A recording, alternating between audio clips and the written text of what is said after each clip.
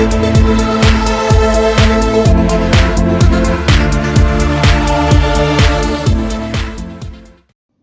اللہ الرحمن الرحیم، السلام علیکم ورحمۃ اللہ وبرکاتہ۔ آج کے اس ویڈیو میں ہم آپ لوگوں کو بتائیں گے پاکستان کے ایک ایسے گینگ کے حوالے سے جس نے رحیم یار خان میں باپ اور 4 بیٹوں سمیت 9 افراد کا قتل کیا اور پولیس کے نظام کو چیلنج کیا۔ اس سفاک گینگ میں کتنے لوگ شامل ہیں، اس کی طاقت کیا ہے اور اس نے کون کون سے جرائم کیے ہیں، تمام ڈیٹیلز آپ کے ساتھ شیئر کریں گے۔ دوپہر کا وقت تھا جب 5 موٹر سائیکلوں پر سوار درجن بھر افراد صادق آباد کے ایک پیٹرول سٹیشن پر آ کر رکے۔ انہوں نے کندھوں پر بندوقیں لٹکا رکھی تھیں۔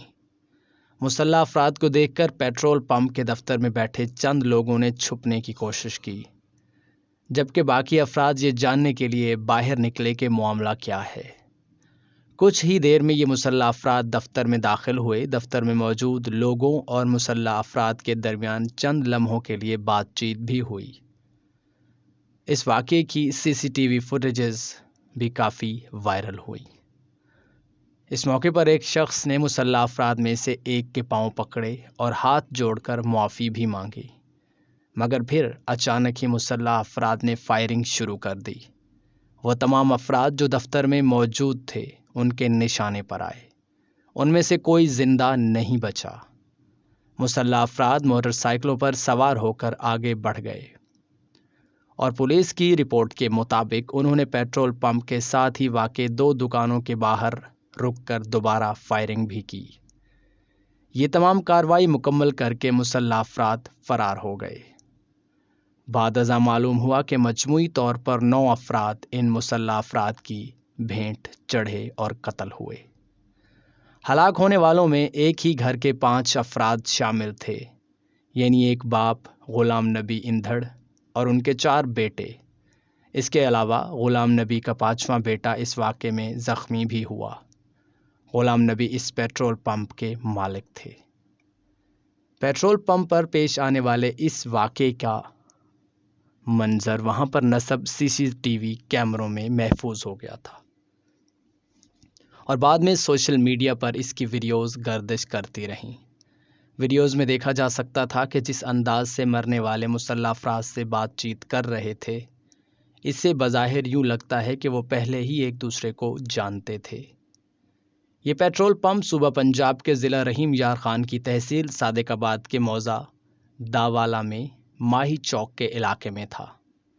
یہاں سے پولیس کی ایک چوکی زیادہ دور نہیں تھی، تاہم پولیس ڈاکوؤں کو روکنے یا واردات کے فوری طور پر بعد گرفتار کرنے میں ناکام رہی۔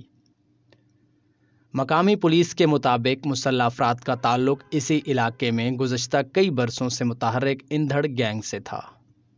گینگ کے سربراہ جان محمد عرف جانو اندھڑ بھی ان افراد میں شامل تھے۔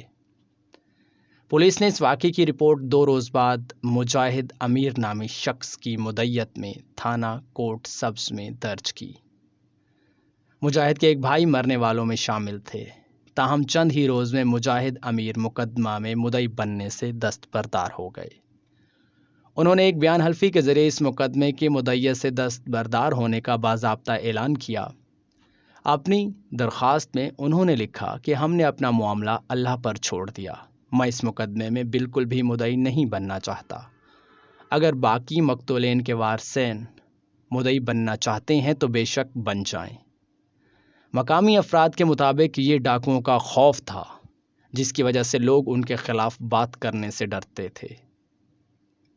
مقامی افراد کے مطابق اس وقوعے کے بعد سے علاقے میں خوف کا سما تھا اور جو بھی ڈاکوؤں کے خلاف بات کرتا وہ ڈاکو اس سے رابطہ کرتے اور جان سے مارنے کی دھمکیاں دیتے۔ مقامی افراد کے مطابق یہ بات صرف دھمکیوں تک محدود نہیں رہ سکتی، کیونکہ وہ جانتے ہیں کہ ڈاکو ان دھمکیوں پر عمل کرنے کی صلاحیت رکھتے ہیں۔ مگر سوال یہ پیدا ہوتا ہے کہ ڈاکوؤں کے اندھڑ گینگ کی تاریخ کیا ہے اور اپنے حالیہ کارروائی میں اس گینگ نے ایک ہی گھر کے 5 افراد سمیت 9 افراد کو نشانہ کیوں بنایا؟ 5 برس قبل ہونے والا پولیس آپریشن اور خانو اندھڑ کی ہلاکت۔ مقامی پولیس کے ایک اہلکار نے نام ظاہر نہ کرنے کی شرط پر بتایا کہ یہ کہانی سن 2016 سے شروع ہوتی ہے۔ اس برس جولائی کے مہینے میں رحیم یار خان پولیس نے اندھڑ گینگ کے 7 ڈاکوؤں کو ایک مبینہ آپریشن کے بعد ہلاک کرنے کا دعویٰ کیا تھا۔ یہ واقعہ اس وقت کے اخبارات میں بھی رپورٹ ہوا تھا، جس میں پولیس کے آپریشن کے حوالے سے کئی سوالات اٹھائے گئے تھے۔ پولیس اہلکار نے دعویٰ کیا کہ ان 7 ڈاکوؤں کو در حقیقت کشمور میں ایک پولیس مقابلے میں ہلاک کیا گیا تھا اور اس کے بعد رحیم یار خان پولیس ان کی لاشوں کو چوک ماہی میں لے آئی تھی۔ یاد رہے کہ چوک ماہی کا علاقہ پنجاب اور سندھ کی سرحد پر واقع ہے اور ڈاکو زیادہ تر دونوں صوبوں کے کچے کے علاقے میں چھپ کر رہتے ہیں۔ پولیس اہلکار کے مطابق چوک ماہی میں ان ڈاکوؤں کی لاشوں کو سرعام سڑک پر رکھا گیا تھا۔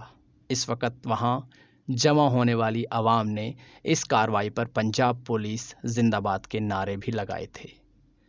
مارے جانے والے ان ڈاکوؤں میں اندھڑ گینگ کے سرغنہ خانو اندھڑ بھی شامل تھے، جو گینگ کے موجودہ سربراہ جانو اندھڑ کے بھائی تھے۔ حال ہی میں مارے جانے والے اس واقعے میں کیا کردار رکھتے ہیں؟ پولیس اہلکار نے بتایا کہ سن 2016 میں پولیس نے جن 7 ڈاکوؤں کو مارا تھا ان میں جانو اندھڑ کے 5 بھائی اور ایک بھتیجا شامل تھے۔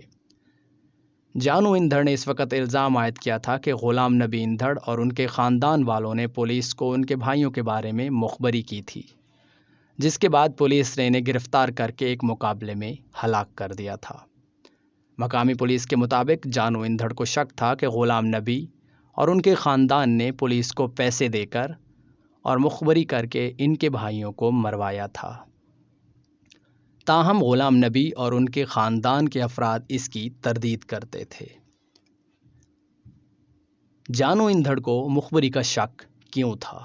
یاد رہے کہ حال میں مرنے والے غلام نبی اندھڑ اور ان کے خاندان کے افراد اور اندھڑ گینگ کے سرغنہ جانو اندھڑ کا تعلق ایک ہی برادری اور قبیلے سے ہے۔ پولیس اہلکار نے بتایا کہ جانو اندھڑ کے شک کی بنیاد پرانی دشمنی ہو سکتی ہے۔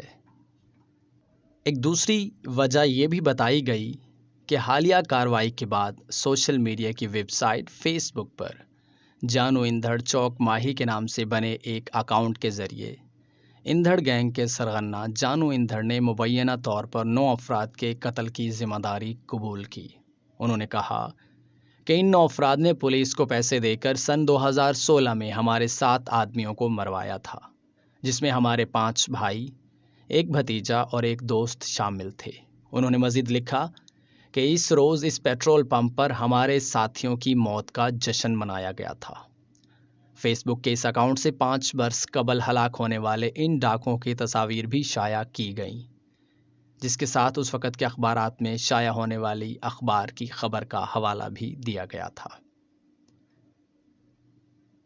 کیا گزشتہ 5 برس کے دوران اندھڑ گینگ نے بدلہ لینے کی کوشش کی؟ بالکل۔ حال ہی میں مرنے والے 9 افراد کے ورثاء میں سے ایک شخص نے بتایا کہ وہ کئی مرتبہ جانو اندھڑ اور ان کے خاندان کو یقین دہانی کروا چکے تھے۔ ان کا سن 2016 کے واقعے سے کوئی تعلق نہیں تھا۔ انہوں نے دعویٰ کیا کہ اس کے باوجود ان کے خاندان نے کئی مواقع پر جانو اندھڑ اور ان کے گینگ کو کئی لاکھ روپے بھی عطا کیے تھے۔ ان کا کہنا تھا کہ اندھڑ گینگ کے لوگ باقاعدگی سے ان سے بھتہ بھی وصول کرتے رہتے تھے۔ صادق آباد کے اس علاقے چوک ماہی سے تعلق رکھنے والے صوبہ پنجاب کے اسمبلی کے رکن ممتاز چانگ نے بتایا کہ ان کے علم میں یہ بات آئی تھی کہ سن 2016 کے واقعے کے بعد جب ان کی صلح صفائی ہو گئی تھی تو دونوں اطراف کے لوگ آپس میں ملتے تھے۔ کئی مرتبہ ان کو ایک دوسرے کی شادیوں میں شریک ہوتے اور میل ملاقاتیں کرتے دیکھا گیا تھا۔ ممتاز چانگ کے مطابق انہیں نہیں معلوم کہ اب اچانک کیا ہوا تھا، تاہم انہوں نے الزام عائد کیا کہ اندھڑ گینگ کے سربراہ جانو اندھڑ کو حال ہی میں پولیس نے خود کچے سے نکال کر آبادی میں لا کر بٹھایا تھا۔ اب اچانک 5 برس بعد کیا بدلا تھا؟ ایم پی اے ممتاز چانگ نے بتایا کہ انہوں نے بارہا رحیم یار خان کے پولیس حکام سے شکایت کی تھی کہ اندھڑ گینگ کے سرغنہ سمیت ان کے لوگ شہری علاقوں میں آ کر بیٹھے ہیں، پولیس ان کے خلاف کارروائی کیوں نہیں کرتی؟ ممتاز چانگ نے دعویٰ کیا کہ انہیں ایک اعلیٰ پولیس افسر نے جواب دیا تھا کہ کسی کو تنگ تو نہیں کر رہے تو آپ کو کیا مسئلہ ہے۔ خیال رہے کہ اس واقعے کے چند روز بعد سابق ڈی پی او رحیم یار خان کو عہدے سے ہٹا دیا گیا تھا اور ان کی جگہ نئے ڈی پی او نے ذمہ داری سنبھال لی تھی۔ اس بات کی تصدیق نام ظاہر نہ کرنے کی شرط پر پولیس اہلکار نے بھی کی کہ پولیس کے چند اعلیٰ افسران نے اندھڑ گینگ کے سربراہ جانو اندھڑ سے ملاقات بھی کی تھی۔ کچھ اعلیٰ افسران کچے کے علاقے میں گئے تھے اور جانو اندھڑ کو جرائم کی دنیا کو چھوڑنے پر آمادہ کرنے کی کوشش کی گئی تھی۔ اندھڑ گینگ کتنا بڑا ہے؟ صوبائی اسمبلی کے ممبر ممتاز چانگ کے مطابق اندھڑ گینگ کچے کے علاقے میں پائے جانے والے ڈاکوؤں کے گینگز میں سب سے بڑا گینگ تھا۔ یہ گینگ ایک فوجی آپریشن میں چند برس قبل ختم کیے جانے والے چھوٹو گینگ سے کہیں بڑا ہو چکا تھا۔ ممتاز چانگ نے دعویٰ کیا کہ گینگ کے افراد نے گزشتہ چند ماہ کے دوران 50 سے زائد افراد کو تاوان کے لیے اغوا کیا تھا اور بھاری رقوم وصول کرنے کے بعد انہیں چھوڑا جاتا تھا۔ ان کا یہ بھی کہنا تھا کہ اندھڑ گینگ کے افراد چوک ماہی کے علاقے میں واقع 60% سے زیادہ دکانوں اور کاروباری افراد سے ماہانہ بھتہ بھی وصول کرتا تھا۔ انکار کرنے والوں کو اغوا کر لیا جاتا اور جان سے مارنے کی دھمکیاں دی جاتی۔ سوال یہ پیدا ہوتا ہے کہ ڈاکوؤں کے خلاف پولیس کی کارروائی کامیاب کیوں نہیں ہوتی تھی؟ مقامی پولیس کے ایک افسر نے بتایا کہ اندھڑ گینگ کے پاس بھاری اسلحہ اور جدید ہتھیار موجود تھے، جن میں مشین گنیں، راکٹ لانچر، گرنیڈ، رائفلیں اور دیگر ہتھیار موجود ہیں۔ ان کے خیال میں موجودہ وسائل کے ساتھ پولیس کے لیے ڈاکوؤں کا مقابلہ کرنا انتہائی مشکل تھا۔ ایم پی اے ممتاز چانگ کے مطابق پولیس کے لیے وسائل کے ساتھ ساتھ دوسرا بڑا چیلنج یہ تھا کہ کچے کے جس علاقے میں ڈاکو چھپے ہوئے تھے وہ 2 صوبوں یعنی پنجاب اور سندھ میں پھیلا ہوا تھا۔ حالیہ واقعے پر پولیس کا رد عمل کیا تھا؟ اندھڑ گینگ کے ہلاک ہونے والے 9 افراد کے قتل کے واقعے کے بعد جنوبی پنجاب کے additional inspector general of police captain retired Zafar Iqbal علاقے میں پہنچ گئے تھے اور فوری طور پر متعلقہ تھانے اور چوکی کے انچارج پولیس اہلکاروں کو غفلت برتنے پر معطل کر دیا گیا تھا۔ ذرائع ابلاغ کے نمائندوں سے بات کرتے ہوئے ایڈیشنل آئی جی ظفر اقبال نے مرنے والوں کے لواحقین سے افسوس اور مقامی افراد سے اس غفلت پر معذرت بھی کی تھی۔